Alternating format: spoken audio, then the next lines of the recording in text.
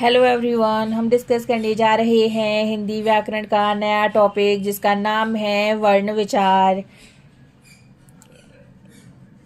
व्याकरण के मुख्यतः 3 अंग होते हैं: वर्ण विचार, शब्द विचार एवं वाक्य विचार। सबसे पहले चर्चा हम करेंगे वर्ण विचार के बारे में। व्याकरण का यह भाग वर्णों के भेद, उच्चारण और वर्तनी का ज्ञान कराता है। सबसे पहले जानेंगे हम वर्णों के बारे में। वर्ण भाषा की वह लघुत्तम या छोटी इकाई होते हैं जिनके और खंड नहीं किए जा सकते। अगर हम बात करें वर्णों के भेद के बारे में, वर्णों के हिंदी वर्णमाला में स्वर तथा व्यंजन 2 प्रकार के वर्ण होते हैं। सबसे पहले चर्चा करेंगे हम स्वर वर्ण के बारे में। वे वर्ण जिनका उच्चारण किसी अन्य वर्ण की सहायता के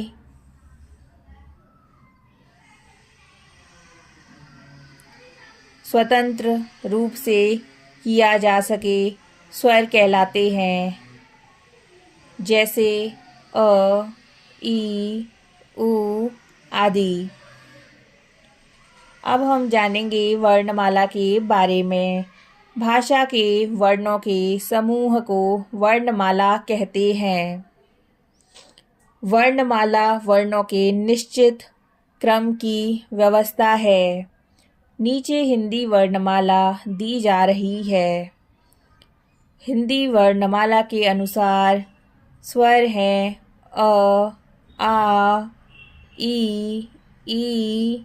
उ, ऊ, री, ए, ओ, अंग, अ। अब हम चर्चा करेंगे व्यंजन के बारे में। व्यंजन हैं, अगर हम क वर्ग की बात करें तो क, ख, ग, घ, ड। चा वर्ग के अंतर आने वाले व्यंजन हैं च, छ, ज, झ, अ। अगर हम टा वर्ग के अंतर आने वाले व्यंजनों की चर्चा करें तो यह है ट, ठ, ड, ढ, ड़, ड, द। ता वर्ग के अंतर आने वाले व्यंजन हैं त, थ, द, ध, न। पा वर्ग के अंतर्गत आने वाले व्यंजन हैं प, फ, ब, भ, म।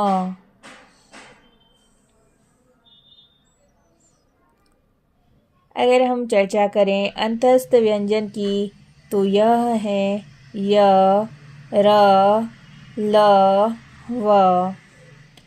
ऊष्म व्यंजन हैं श, श, स, ह।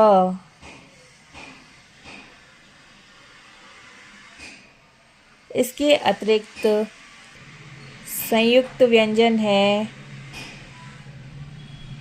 छ, त्र, ज्ञ, श्र।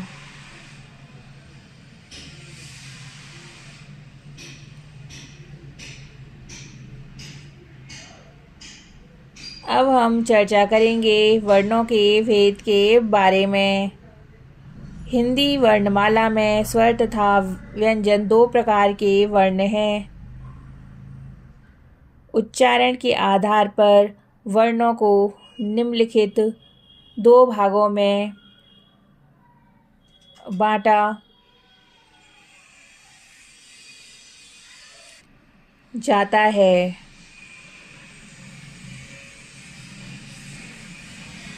यह है स्वर तथा व्यंजन। स्वर जिन वर्णों का उच्चारण बिना किसी सहायता तथा रुकावट के स्वतंत्र रूप से होता है वे स्वर कहलाते हैं। हिंदी में निम्नलिखित स्वर हैं जैसे आ, ई। यह तो हम पहले ही डिस्कस कर चुके हैं। अनुस्वार,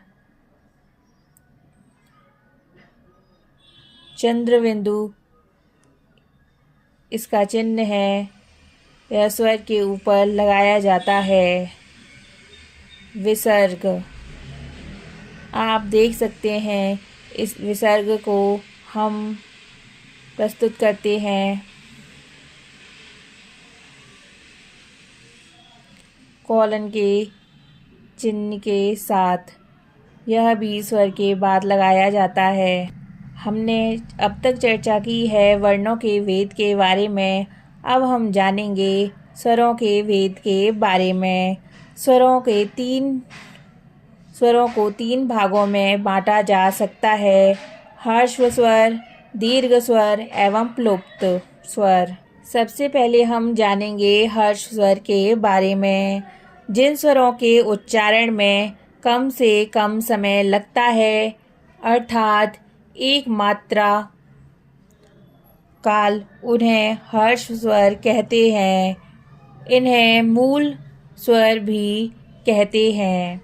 अगर हम इनकी संख्या की बात करें तो यह 4 होते हैं: अ, ई, उ, री।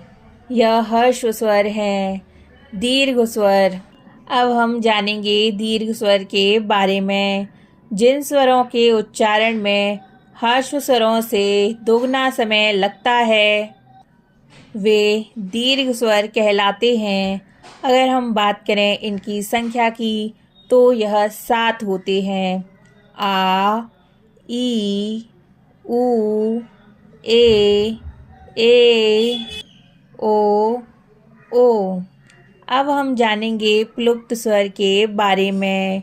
जिन स्वरों के उच्चारण में ह्रस्व स्वरों से 3 गुना समय लगता है, वे प्लुप्त स्वर कहलाते हैं। प्लुप्त स्वर लिखते समय उसके आगे एस का चिन्ह लगा दिया जाता है, जैसे कि शब्द है ओम। क्या इसका उच्चारण करने में ह्रस्व स्वरों की तुलना में 3 गुना समय लगता है? आप चाहें तो खुद इस शब्द को उच्चारित करके देख सकते हैं। अब हम जानेंगे व्यंजन के बारे में।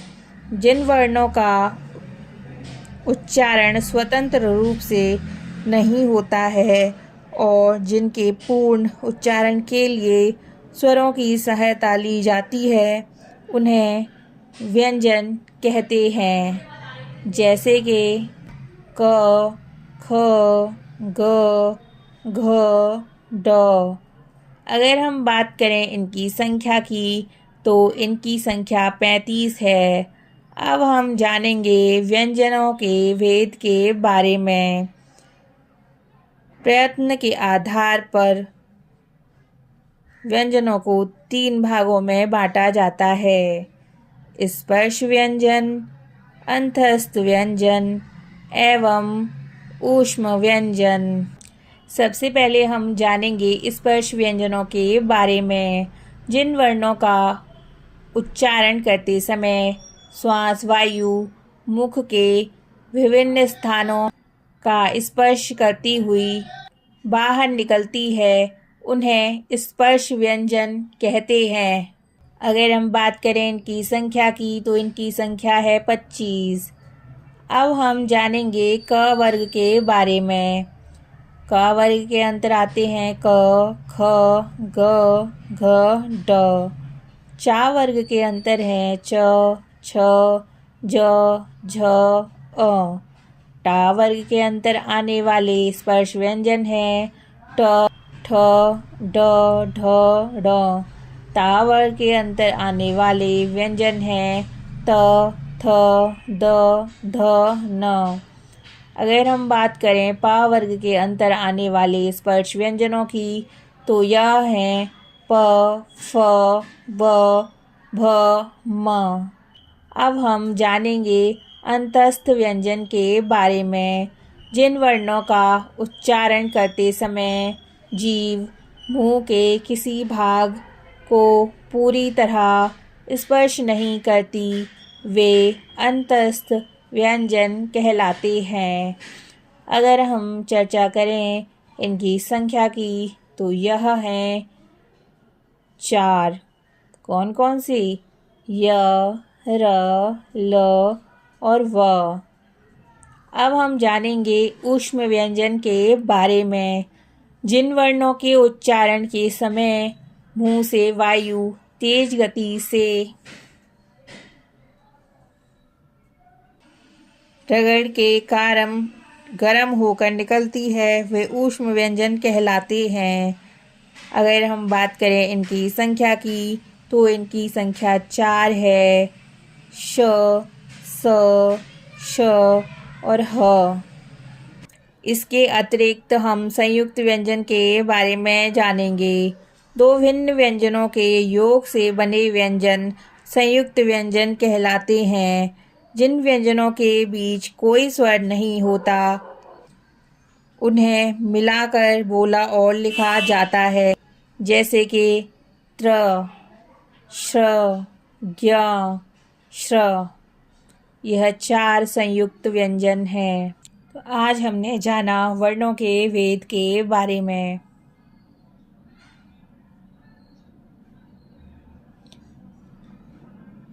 अगर आपको वीडियो पसंद आया है तो आप कमेंट बॉक्स में लिखकर बता सकते हैं और अपने सुझाव भी व्यक्त कर सकते हैं। वीडियो को देखने के लिए बहुत बहुत धन्यवाद।